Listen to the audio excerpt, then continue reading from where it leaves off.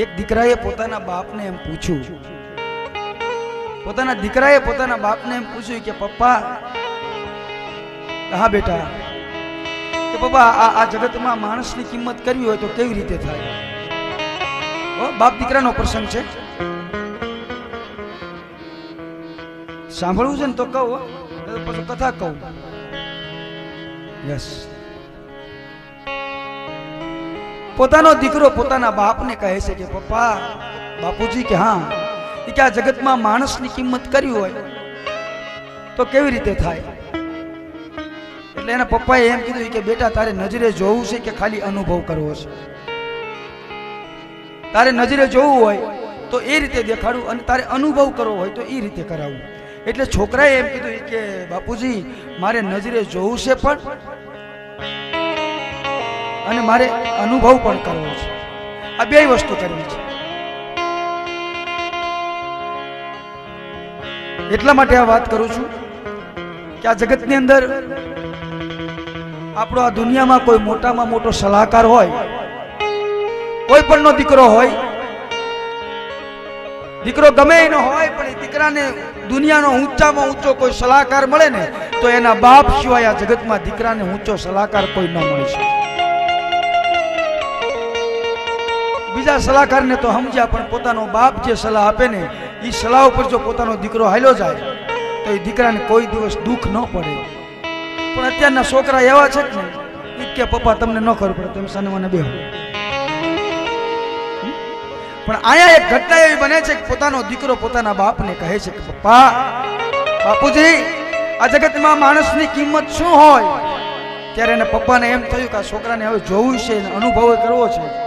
તો એ દીકરાને એક પથ્થર આપે છે, પણ લે બેટા, આ પથ્થર હું તને આપું છું, અને આ પથ્થર લઈને તું બજારમાં જા. બરાબર? આ પથ્થરને લઈને તું બજારમાં જા, અને તને કોઈ પૂછે કે બેટા તારે વેચવો છે તો તારે હા પાડવાની, પણ એમ પૂછે ને કે આની કિંમત કેટલી, તો કિંમત તારે હામાવાળાને કરવા દેવાની. તારે કિંમત નું પૂછે એટલે આમ બે આંગળી બતાવવાની કે આટલી કિંમત. એમ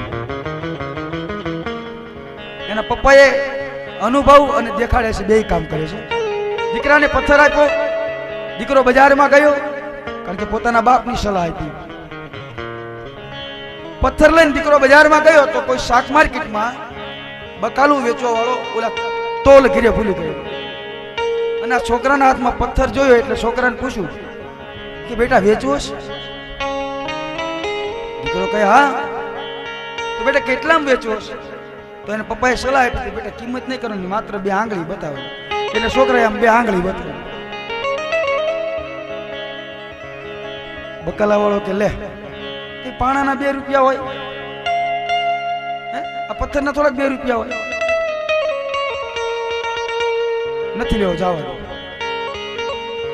હવે આ ઘટના દીકરાની હારે બની એટલે એ દીકરો ઘરે આવી અને એના પપ્પાને કીધું કે પપ્પા, હું શાક માર્કેટમાં ગયો હતો, કોઈ બકાલા વાળો પોતાના તોલ ઘરે ભૂલી ગયો હતો, અને એને આ પથ્થર માંગ્યો, અને તમે મને કહ્યું હતું ને કે બે આંગળી બતાવજો, એટલે મેં બે આંગળી બતાવી.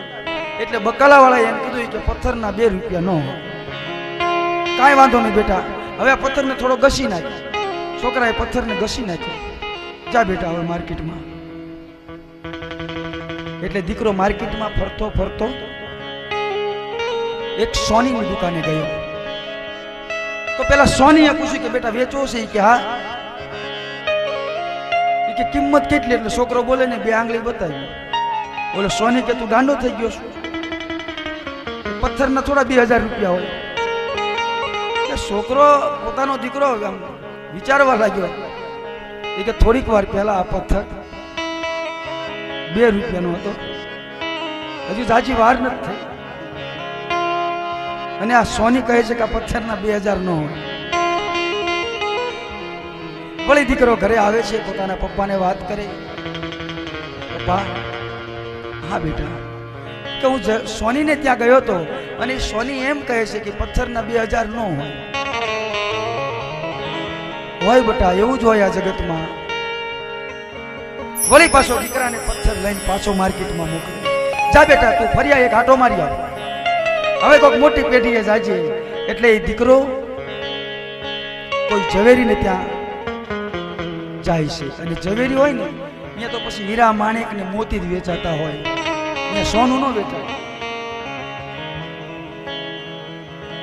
હવે મોટા ઝવેરીના ઘરે ગયા પછી, ઝવેરીની દુકાને ગયા પછી પહેલા ઝવેરીએ છોકરાને પૂછ્યું કે બેટા પથ્થર વેચો છે? કે હા. કે કેટલામ વેચો છે? છોકરાએ બે આંગળી બતાવી. હો બોલો ઝવેરી બોલાવે છે એના મુનિમજીને. મુનિમજી કે હા અહીંયા આવો. મુનિમજી આયા. આ છોકરાની પાસેથી પથ્થર લઈ લો ને એને 2 લાખ રૂપિયા આપી દો. આ દીકરાની પાસેથી પથ્થર લઈ લો એને 2 લાખ રૂપિયા આપી દો. છોકરો કે શેઠ ઘડીક ઉભા રહ્યો કે કા કે હું મારા બાપને પૂછી આવું, મારા બાપુજીને મારે પૂછવું પડશે. દીકરો પથ્થર લઈ અને ઘરે આવે છે.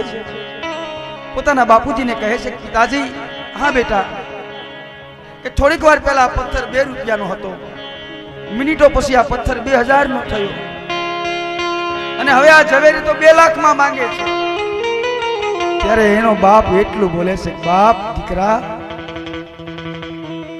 મારા દીકરા બાપ, આ જગતમાં માણસની આવી જ કિંમત છે. આ જગતમાં માણસની આવી જ કિંમત છે. દીકરો કે પપ્પા હજુ સમજાણું નથી. બાપુજી હજુ મને આ વાત સમજાણી નથી. તમે મારા બાપ છો અને તમે મને નહીં સમજાવો તો આ જગતમાં કોણ સમજાવશે? બાપ, હું આ વાત એટલા માટે કરું છું કે જો કદાચ તમારા બાપની હયાતીમાં તમે તમારા બાપને કઈ પૂછી નહીં લ્યો ને બેહીન, તો એક દી રોવાનો વારો આવશે. તમને જેને જન્મ આપ્યો છે એને બાપ 1 કલાક એની પાસે બેહીન એની પાસેથી કંઈક સાંભળો, એનું જ્ઞાન તમારા ભીતરમાં ઉતારો.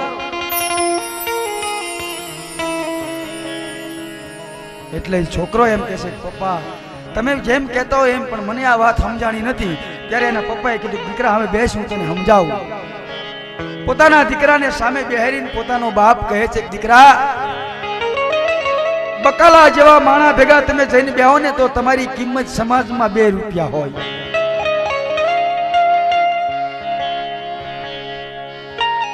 જેની બુદ્ધિ બકાલા જેવી હોય અને એવાનો જો તમે સંગ કરો ને તો સમાજમાં તમારી કિંમત 2 રૂપિયા થાય. પણ કોઈ સોની જેવો માણસ મળે અને એનો સંગ કરો અને એવા ભેગા બેહો ને તો માર્કેટમાં તમારી કિંમત 2000 રૂપિયા થાય. દીકરા, કોઈ ઝવેરી જેવો માણસ હોય અને ઝવેરી જેવા માણસ ભેગા જઈને તમે બેહો ને તો તમારી કિંમત સમાજમાં 2 લાખ રૂપિયા હોય. હે દીકરા, કોઈ સંતની ભેગા જઈને તમે બેહો, કોઈ સાધુ પુરુષની ભેગા જઈને તમે બેહો ને બાપ, તો તમારી કિંમત સમાજમાં અનંત હોય. એટલે કીધું છે બાપ, જેનો જેવો સંગ એવો રંગ.